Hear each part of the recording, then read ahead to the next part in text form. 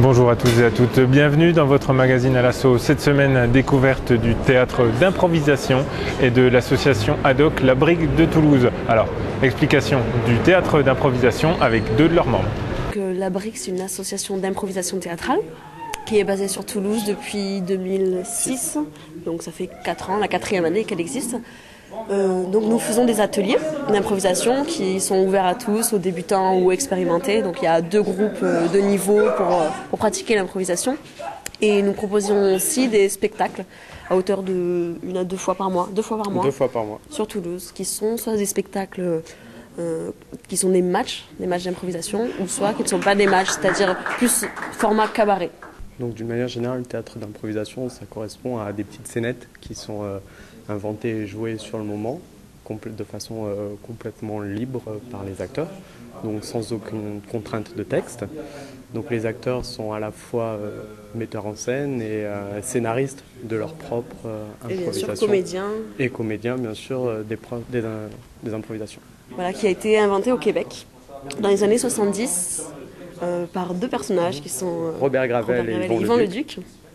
Et en réalité, ces 2 personnes trouvaient qu'au Québec, il n'y avait pas assez de spectateurs dans les salles de théâtre.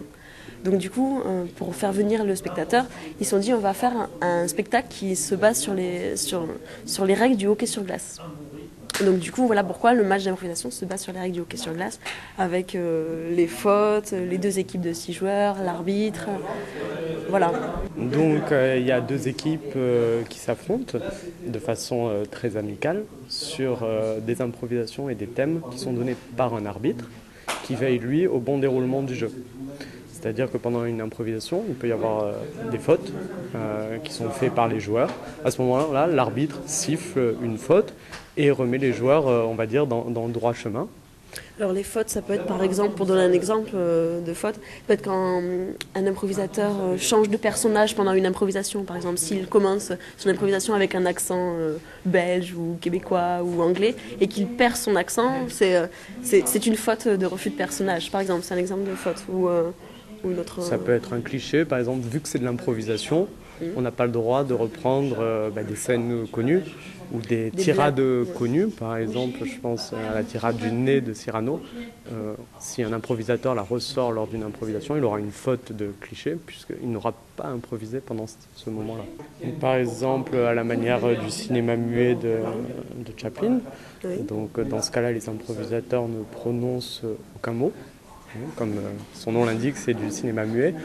Par contre, les films à la manière de Chaplin s'accompagnaient souvent d'une petite musique, donc il n'est pas rare qu'un improvisateur chantonne discrètement, caché, chantonne des musiques de Chaplin.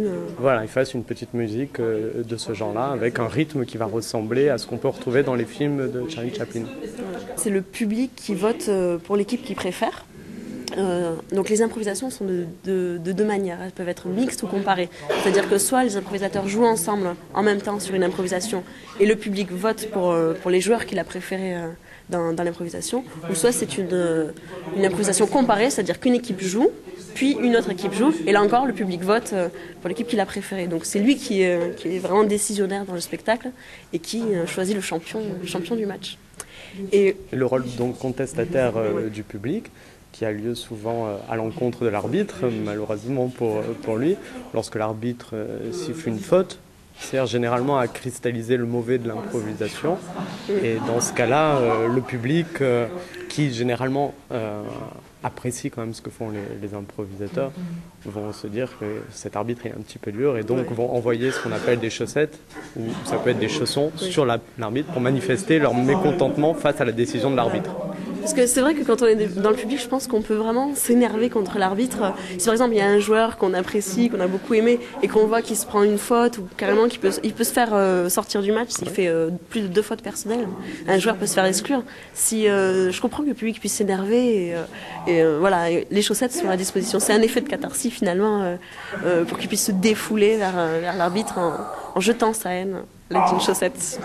Voilà, si vous êtes intéressé par le théâtre d'improvisation, rendez-vous tous les premiers mardis du mois au Café Théâtre le 57 pour de l'improvisation libre. Et concernant les matchs d'improvisation, tous les troisièmes samedis du mois au Centre culturel Lalande. Pour plus d'informations, vous pouvez également vous rendre sur leur site internet que vous voyez désormais à l'écran. Pour ma part, je vous donne rendez-vous la semaine prochaine. À bientôt.